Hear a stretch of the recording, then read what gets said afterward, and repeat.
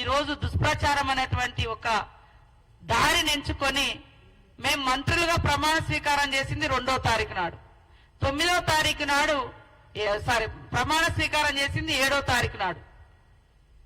9వ తారీఖు నుంచి మేము ఇచ్చిన ఒక్కొక్క హామీని అమలు చేస్తూ మిగతా హామీల కోసం దరఖాస్తులు తీసుకోవడం కోసం ప్రజాపాలన పెట్టడం జరిగింది.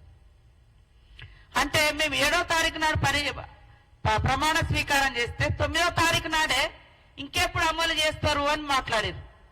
5 సంవత్సరాల క్రితము మరి ఏకకాలంలో రుణమాఫీ అని చెప్పి కనీసం ఎంత ఘోరంగా రైతులను ఇబ్బంది పెట్టిరో మర్చిపోయారో నేను అడుగుతున్నా.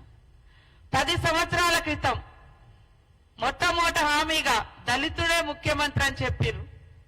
10 ఏళ్ళైనా కూడా మరి మీరు దానికి పూనుకోకుండా 3వసారి కూడా మీరే ముఖ్యమంత్రి కావాలని చేసినటువంటి ఈ మోసం ప్రజలు మర్చిపోలేకనే అన్ని వర్గాల పార్టీ కాంగ్రెస్ పార్టీ అని కాంగ్రెస్ పార్టీకి అవకాశం ఇచ్చారు.